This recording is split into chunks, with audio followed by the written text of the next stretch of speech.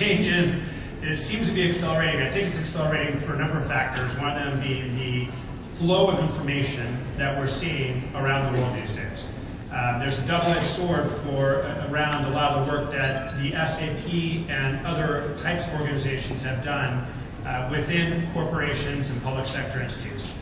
The visibility that we have now on flows of information, transactions, manufacturing status, supply chain, inventory, fulfillment, and distribution is wonderful, and also allows a very quick turn-off and reaction to that economic environment.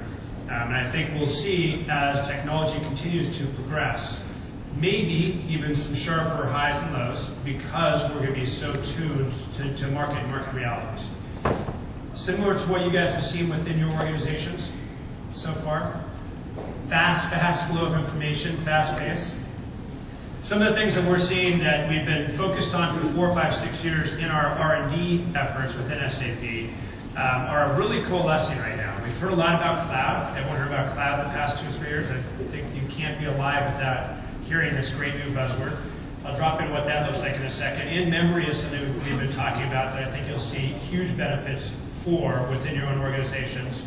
And then obviously the multitude of devices. Mobile is maybe even a trite term right now, given the propensity of different interfaces. Mobile certainly is not telephony.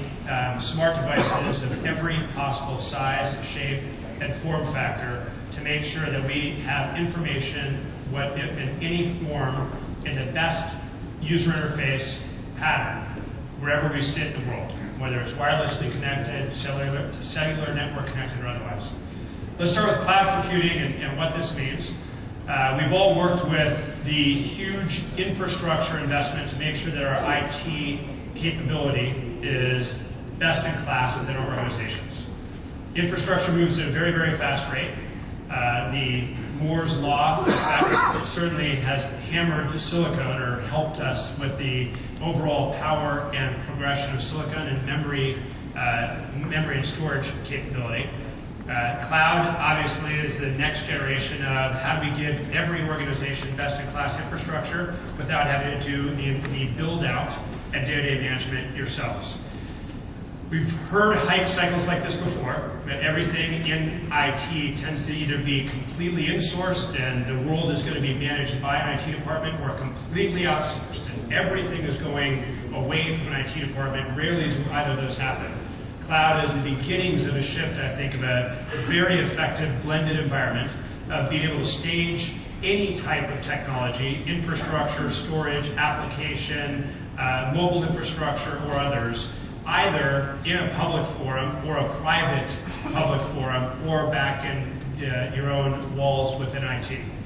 It sounds relatively innocuous, but to make sure that the technology that's being deployed understands the difference between where it sits and who's using it, and how to take advantage of that infrastructure, how to understand virtualization and distribution of computing and applications, is a lot of work for the different technology vendors.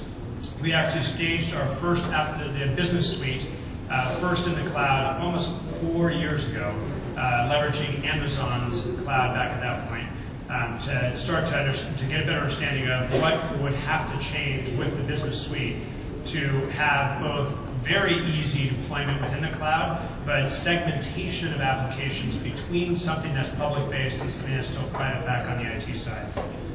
When you think about some of the power you get when you're able to use thousands of blades, limitless network cycles across the cloud infrastructure, with what we see happening with in-memory data storage and data structures, then the true power of the progression of technology can start to be felt.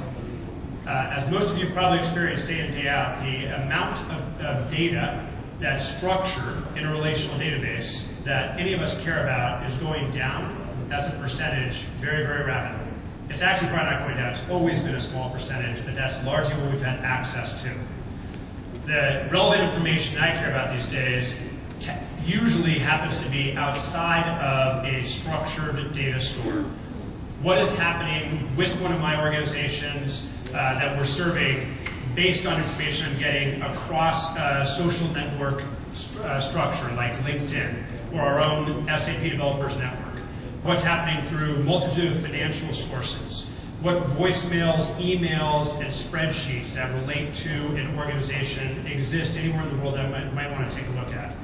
Those non-structured data types are much different to manage than the traditional rows and columns of a relational database.